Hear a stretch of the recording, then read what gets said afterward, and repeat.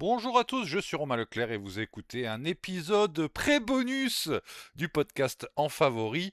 En Favori, qu'est-ce que c'est? C'est un podcast qui vous recommande régulièrement des contenus numériques.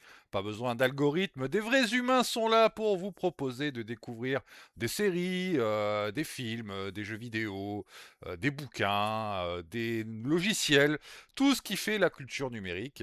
Et d'habitude, en fait, on n'a pas encore fait le premier épisode, comme vous le savez, je vous avais fait un épisode d'annonce. Je co-anime cette émission avec le formidable Doc Fred, mais pour l'instant, je vous fais un pré-épisode. Pourquoi? Parce que j'avais envie de vous parler d'un jeu et j'avais pas envie d'attendre qu'on se mette d'accord sur la date du premier épisode, en fait. Donc voilà, je vous fais un épisode un peu à part parce que c'est un jeu dont j'avais vraiment envie de vous parler.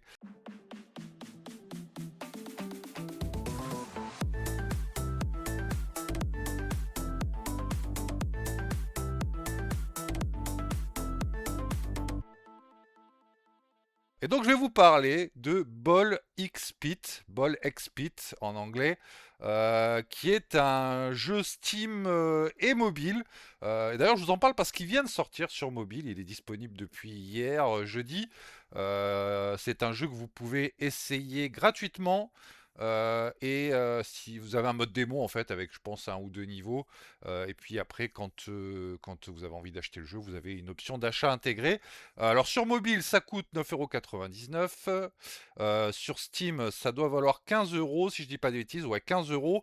Et il y a une promo en ce moment à moins 20%, donc vous pouvez l'avoir pour 12 euros, 11,99 €. Voilà, donc le jeu est pas extrêmement cher. C'est un petit jeu qui a été développé par Kennison and Friends et édité par Devolver Digital, que vous devez connaître sûrement parce qu'il développe souvent enfin, il produit souvent des jeux assez sympas. Donc, qu'est-ce que c'est que Ball Expit? C'est un jeu qui mélange à la fois le casse-brique, Arcanoid, hein, à l'ancienne, comme vous pouvez le connaître. Ça mélange aussi du roguelite. Ça mélange aussi un peu de la gestion à la SimCity, mais alors très léger. C'est assez rigolo. Mais en fait, ce qui fait tout l'intérêt de ce jeu, c'est son côté nerveux, son côté casse-brique. Donc vous êtes sur une map qui scrolle en permanence vers l'avant, avec des ennemis en fait qui descendent, des ennemis qui sont en forme de forteresse, de petits carrés en fait, qui descendent de l'écran, où en fait on a l'impression que c'est plutôt le personnage qui avance, mais en fait c'est les ennemis qui descendent de l'écran. Et vous, vous avez des boules, des bouboules comme c'est appelé dans le jeu. Votre personnage en fait peut se déplacer. Alors avant de vous développer le gameplay, en fait je vais préciser que je joue clavier-souris. Et que ce jeu a tout son intérêt au clavier et à la souris. J'ai pas testé en manette, quoique avec les deux joysticks ça doit être jouable. Mais moi je suis un partisan du clavier souris. Et sachez que sur mobile, bon je l'ai testé, c'est vraiment moins agréable à jouer. C'est pas injouable, mais disons que quand on a testé clavier souris, le jeu perd tout son intérêt sur mobile. Mais bon bref, chacun ses goûts. Bref, pour revenir donc que je vous disais, donc vous avez des ennemis en forme de carré, de forteresse. Certains sont en rectangle, plus ils sont costauds et plus ils sont gros. Et ils descendent de l'écran et vous après, c'est comme un casse-brique. Vous devez leur tirer dessus pour les éliminer. Si les ennemis arrivent tout en bas de l'écran, ils vous attaquent, ils vous blessent en vous rentrant dans le lard. Et donc il faut évidemment les tuer avant qu'ils arrivent juste tout en bas de la ligne d'écran. Et pour ça, vous pouvez vous déplacer comme vous le voulez dans la map. Et certains ennemis vous envoient des projectiles. Alors dans le premier niveau, par exemple, vous avez des squelettes archers qui vous envoient des flèches enflammées. Dans le monde 2, vous avez des flèches glacées qui vous immobilisent quelques secondes.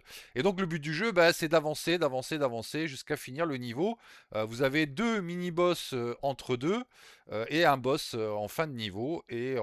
Si vous débloquez avec un personnage un niveau, vous gagnez un rouage. Et si vous débloquez avec deux personnages, vous débloquez deux rouages, plusieurs rouages, et ça vous permet d'améliorer votre ascenseur et de débloquer des nouveaux stages. Mais dans la partie, ce qui est intéressant, c'est que votre personnage va évoluer. Si vous connaissez un peu le jeu Vampire Killer, vous savez que vous ramassez des bonus. Et ben là, c'est pareil en fait. Alors, vous ramassez d'abord des espèces de petits diamants. Qui vous rapportent de l'XP, et plus vous en avez, plus vous allez faire un choix entre trois options. pour améliorer soit une de vos armes, soit avoir des projectiles spéciaux. Vous avez par exemple un projectile qui ensanglante les ennemis, d'autres qui les empoisonnent, d'autres qui créent des explosions. Vous allez pouvoir augmenter votre portée, votre rapidité de tir. Vous allez pouvoir, par exemple, encore utiliser des effets de dégâts de zone comme des tremblements de terre ou des lasers qui tirent en diagonale. Bref, beaucoup d'options. Donc vous faites des choix stratégiques pour votre direction stratégique de combat, en gros. Et plus vous avancez, et plus vous améliorez votre personnage, et plus il devient puissant. Et donc vous allez souvent mourir, effectivement, puisque, bah, évidemment, au début, votre personnage n'est pas très costaud, mais son XP, il la garde en fin de partie. Et ça vous permet après de réattaquer les stages en étant un peu plus confiant et un peu plus puissant. Et du coup, le jeu devient progressivement bah, de plus en plus jouissif en fait, puisque vous sentez votre niveau augmenter et vous allez de plus en plus loin dans les stages. Et ça, c'est vraiment très intéressant et très cool, puisque le jeu en plus est ultra nerveux, donc c'est des parties bon, quand même assez courtes, hein. Vous n'allez pas jouer 3 heures dessus. C'est le genre de jeu où on vient jouer un quart d'heure, 20 minutes, on en a marre, on arrête, on revient un peu plus tard. Sauf si vous êtes un tryharder dans l'âme, et ça je peux comprendre aussi. Mais il y a aussi d'autres choses, d'autres bonus que vous pouvez obtenir dans les stages. Ils appellent ça les fissions.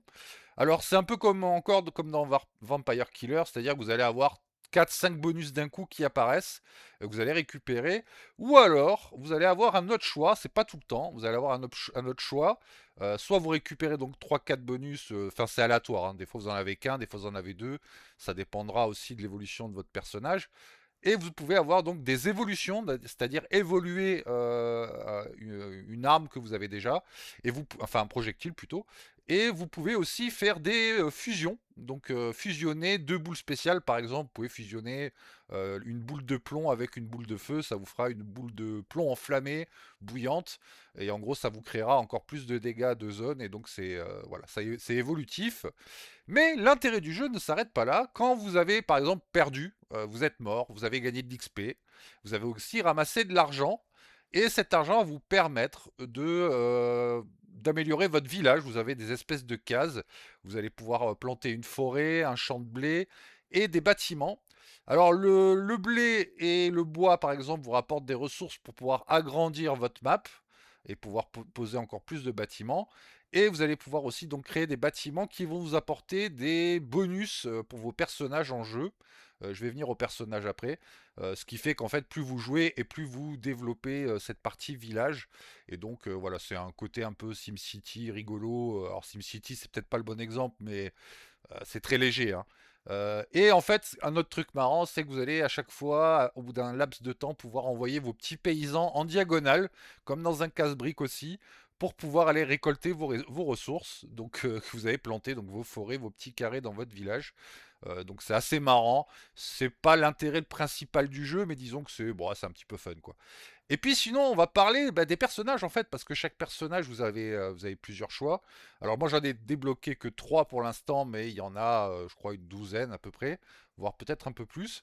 Vous avez le personnage de base qui est le chevalier, qui n'a aucun skill particulier, qui est juste voilà le personnage standard équilibré. Après, vous avez par exemple le magicien qui lui va avoir une précision un peu moindre, qui va envoyer ses boules pas en ligne droite, mais un peu dans tous les sens. Et vous avez un autre personnage par exemple qui va faire plus de dégâts avec les dégâts de gel par exemple. En fait voilà, chaque personnage a un bonus et entre guillemets un malus de jeu.